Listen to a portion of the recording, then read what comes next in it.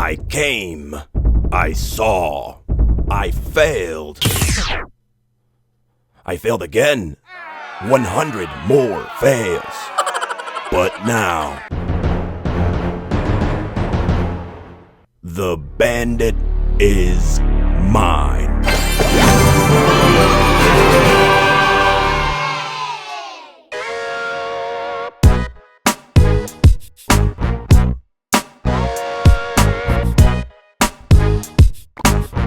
Hey, what's up everybody? I'm antBEAST. This is my first YouTube video that I put together through editing. This is going to be Clash Royale gameplay of the Bandit Draft challenge.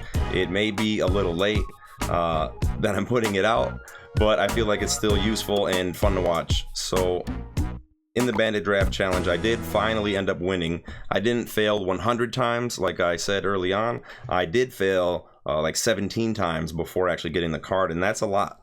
That's a lot of gems. So this is the chest of the free play run, and I actually did 7 and 3.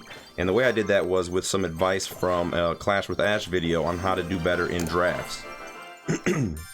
And for me, a lot of those cards were just cards I already have the max amount that you can hold, and it didn't really give me anything that I would need, but I did get some goblin barrels out of it, so that's good. So what I'm trying to do here is pick win conditions.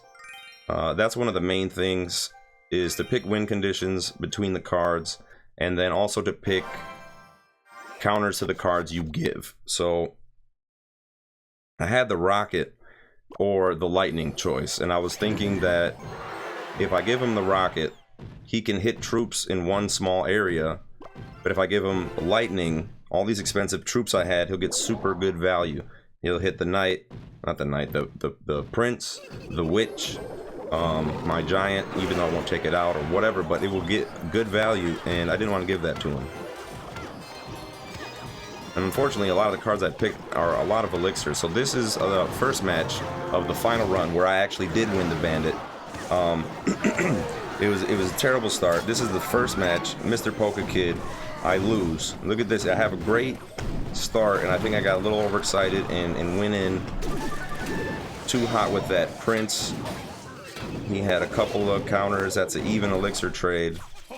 But because I'm going so hard to that left tower, trying to defend my tower that's lower, and his tower is lower than the king tower on that left side, so I'm trying to go after that. And I figured, okay, well, I'll just build another push like I did. And I think when I lightning, yeah, I didn't hit the bandit. It wasn't, I should have waited a few seconds, but I was scared of the balloon, to be honest, so I just dropped it. I didn't get the value out of it that I needed. How much is left on here? 1.5 minutes. So he just came back and took that tower with like no problem. I don't have log, and I use the log so much that when I played this challenge, I just was like, I don't know what to do without the log half the time. I don't think I have zap. All I have is fireball, so that made it difficult. Fireball and lightning. If you got swarms of troops, you can't stop that. Don't know if I have a building. I don't think I do. And that's another key point that I learned in the video there, is that if you can pick between buildings, make sure you get something that is good for your defense. Like, if you know you gave him a royal giant or something like that, or a bowler, something heavy, and you can pick Inferno Tower, then you take it for yourself. And it all depends on what you have and what you've given away to your opponent. So you can see this battle's pretty bad. It started out good and it ended up just rough. Last 12 seconds here. I only have cards that cost a lot of elixir and don't just go right to the tower. So it's pretty much over once he took that second tower. The reason I showed this one is because I played the same guy in the same challenge run. So this is the second loss I had. Alright, so Mr. Polka Kid I lost first. This is the last minute. I didn't want to show the whole battle as it wasn't that important. He beat me here, and now I'm at 3 wins and 2 losses. So it doesn't sound like I'm gonna come back and win the Bandit from this, but I actually do. It took a lot of focus and better decision making when picking cards, when drafting the cards, but it actually worked out. So I was pretty proud of myself because I had come back from, you know, 2 losses, only 3 wins, and I had to win, I think it is like, how many matches is that? 9 more matches. I had to win 9 matches back to back to get to 12 wins, and I did that. I don't know if I'll ever do something like that again, but I got the card, so that's all that matters. Alright, this guy has, let's see. I think when I picked the 3 Musketeers card, I was like, alright, I've seen a lot of that, it's been doing well, let me try it. I never use that card. I know that you can split them and stuff like that, but I don't ever use it. So for me, that 9 elixir card wasn't helping, and I thought that if I gave it to him, it would have been more of a problem. So here you go. You could see 3-2. Now I'm 5-2, and this is Mr. Polka Kid again. How often does that happen? Face the same person in the same run. So I had 1 match, Mr. Polka Kid, and I had, let's see, a loss, and I had 3 wins. That's 4 matches, then a loss, and 2 more wins. So he was the first one and the 8th one that I faced in the same run. It wasn't like I lost 3 times and faced him again later. This is only like a little bit later, and I'm still doing the same run that I was doing in the beginning. But this time things are a little different. I actually win.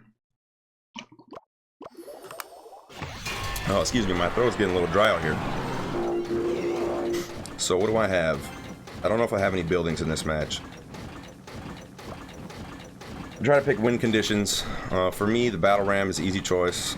So it can go right to the tower. It focuses on buildings, and if they're not ready for it, or they're low on elixir, and you can throw it out there, you can get a lot of tower damage. So on this right side, I just went with a huge push. I decided to ignore the Lava Hound for now, because when the Lava Hound gets to your tower, the Lava Hound itself doesn't do a lot of damage per second. You know what I'm saying? So I was just like, I can ignore that, and then by the time its health gets low, if he doesn't have anything to support it, because he's trying to stop my push on that right-hand side, I'll go ahead and defend it then. And that's what happened. So I took out the first tower within 1 minute, and now I got the battle ram coming down the lane. Musketeer took out his Lava Hound. He's got nothing to stop the battle ram.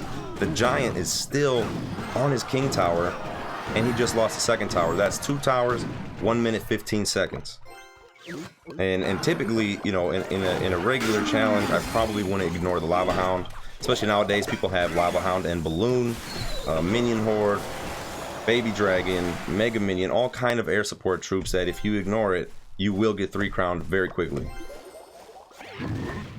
At this point, I pretty much know that there is no way I'm gonna lose. He couldn't defend my push on the right-hand side. He couldn't get my tower with a Lava Hound. And now he's down 2.5 towers or more. I just gotta play smart and let this play out how it's gonna. Because if I push too hard, I'll leave myself open, and I didn't want to do that. So I gotta play smart, even though I'm so far ahead. Sometimes for me that's hard to do. Sometimes I'll just go ahead and just throw stuff out there like, I'm gonna 3-crown this guy, let's do it. And then what happens is I don't win, I get countered, and then I don't have any elixir to counter, say, elite barbarians coming down the lane. And that's bad. Here we go. I just needed 1 shot from the P.E.K.K.A. and that's a 3-crown. And it's crazy because he destroyed me after I had the advantage last time, but this time it was different cards, and I had a different mindset. I was like, I have to win. So you can see here I'm at 9 wins. I think I'm showing the last 3 battles. It's pretty insane. I think I was taking a break here, so you can see me going back and forth in the different screens, because I'm like, all right, I'm at 9 wins in a draft challenge. The furthest I ever got before was like 6 wins, and in 6 wins you don't get much, and most of the time I'd probably get like 3 or 4 wins and lose. I was not good at drafts at all, and I wasn't really thinking strategically when picking because I felt it was so random that I couldn't really do much to control, so I just picked cards that I think are good. I wasn't really thinking, okay, this is a win condition, this is tower damage, not specifically. So I was like, what can I do with these 2 cards? Can I make a play out of this? I wasn't really thinking, does he have the counter? Or not. I would think though not to give him a counter. Say if I gave him 3 Musketeers, I'm not going to give him Lightning. That'd just be stupid. Or if I give him Lightning and there's a choice of 3 Musketeers, I don't know, I might keep it, I might not, but if I keep it I know he'll get the value out of it. Or if I could trick him to use it because I know he has it, and then, ooh, this is a good part right here, and then get him to drop the Lightning, then I can drop my 3 Musketeer card. Well, he'll be so vulnerable that it's pretty good chance that I'll be able to win, or at least do a lot of damage with that 9 elixir card. So here we are in the first minute. This is battle number, so when I get this win, this is number 10. Oh, that's why I started showing the last 3. That was 1 minute and like 10 seconds, and I got a 3 crown on that guy. And this is at the 10th. So once you get higher up, the theory is you're playing people who are better players because they made it that far too. So here I'm losing my mind. I got 2 matches to win, and I get the Bandit, coming off a 3-2 loss. So I'm thinking here, okay, no matter what I do, if I take those minions, I'm giving him the counter, or if I take them, the arrows have the counter to his, but do I want arrows or do I want minions more? And so I picked the minions.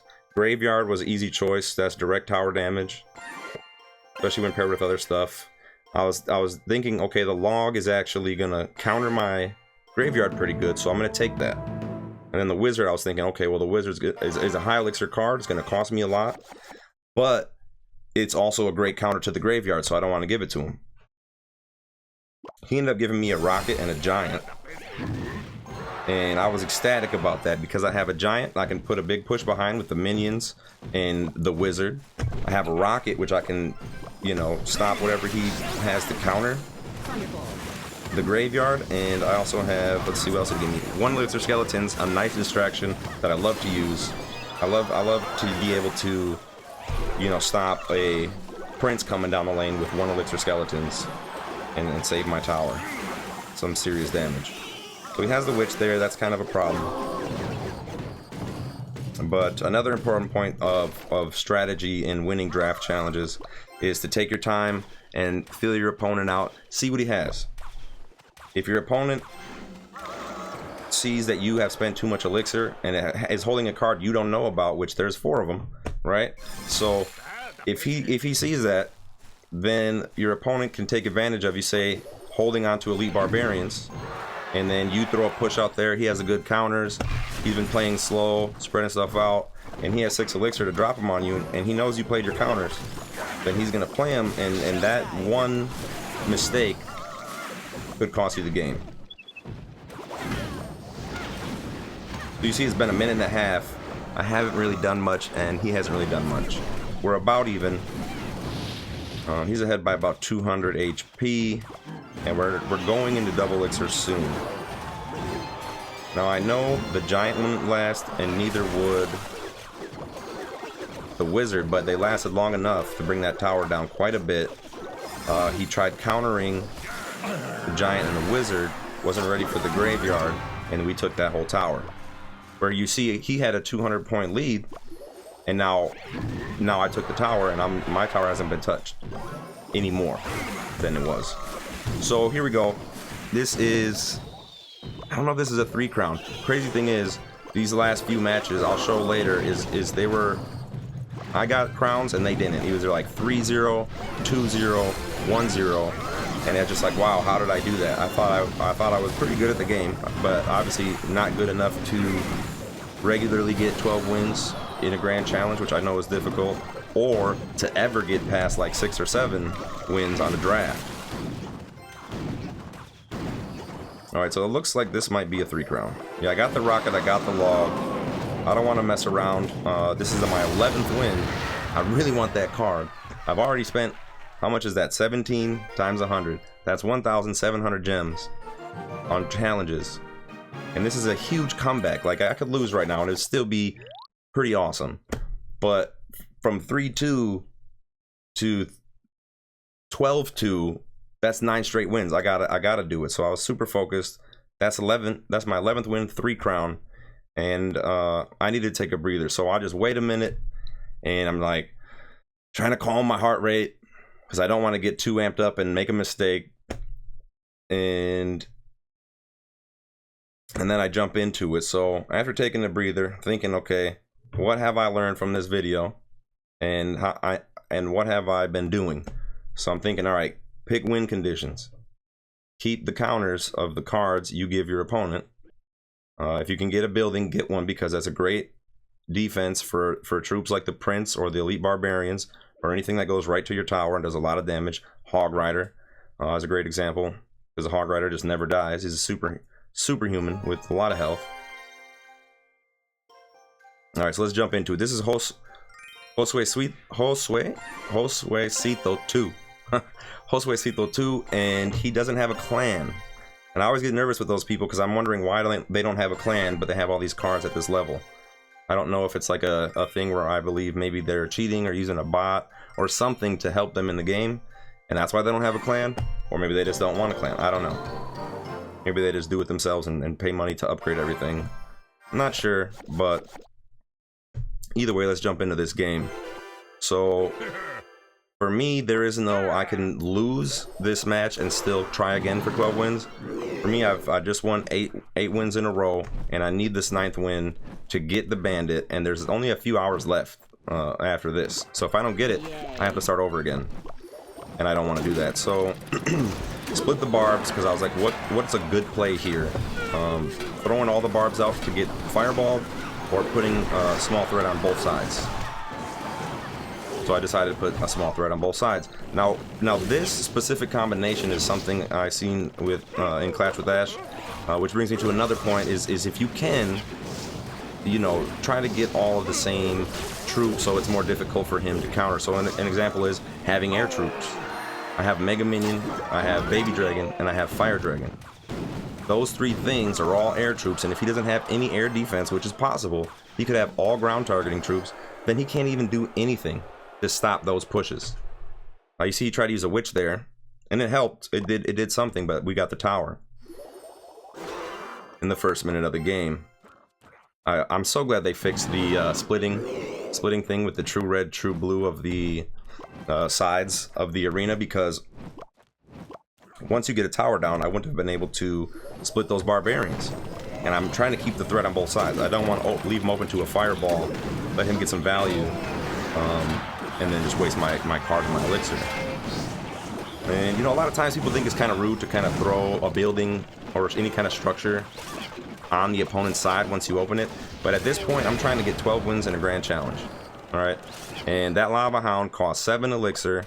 He just dropped it. All those other cards he dropped too. I'm thinking he doesn't have a lot to throw at this Inferno Tower. I'm gonna drop it right in front of that Lava Hound right now and stop that immediately. Don't give him a chance.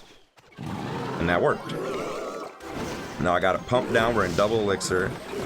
He cycled back to the Lava Hound, but I have Inferno Dragon, and the Inferno Dragon is my substitute at this point, a bit cheaper for. Yeah, he's tripping right now. I understand. It's so much air coming at him. Is my cheap substitute for the Inferno Tower, and because I've had that pump down, he hasn't touched it. And those troops are all air troops that he can't really defend well against.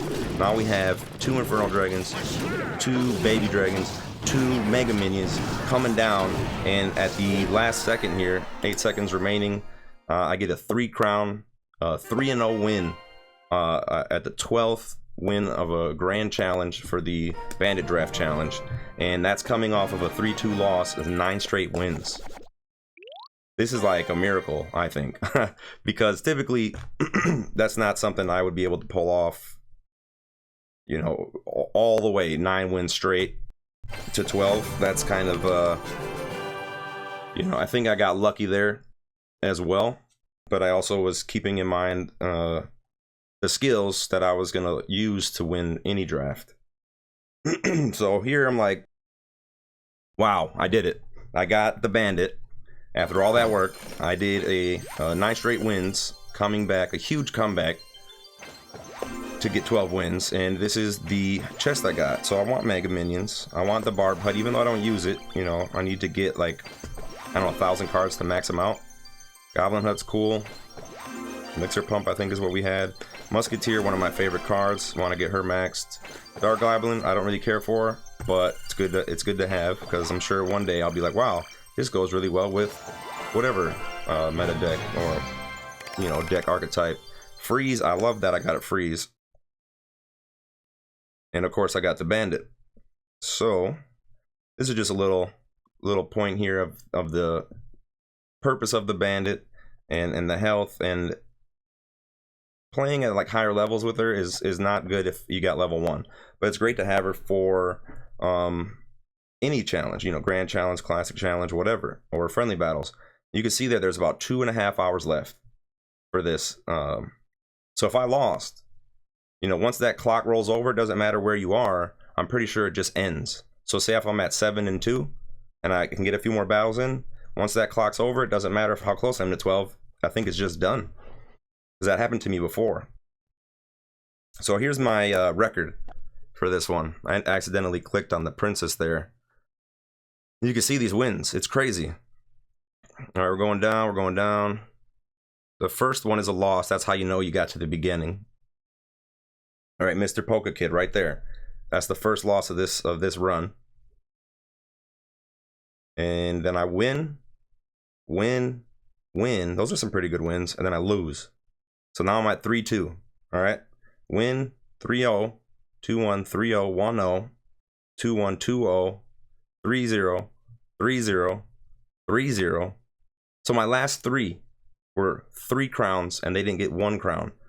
I don't know how I did it, to be honest. It's pretty amazing. But if you take that information of picking win conditions, keeping the counters of your opponent's cards that you gave them, trying to do something like all air troops and don't give them any air defense, and to play the first couple minutes slow, see what they have, because usually I don't like to just play slow. I want to make them.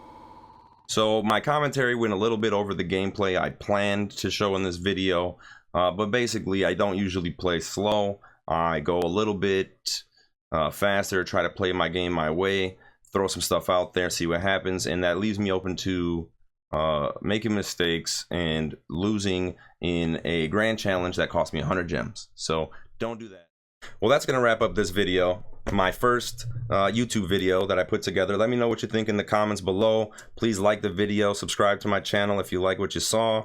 I am going to be continuing to post Clash Royale gameplay from live streaming on Twitch, and just putting together videos of fun, interesting things, and hopefully some tips and strategy that will help you out as well.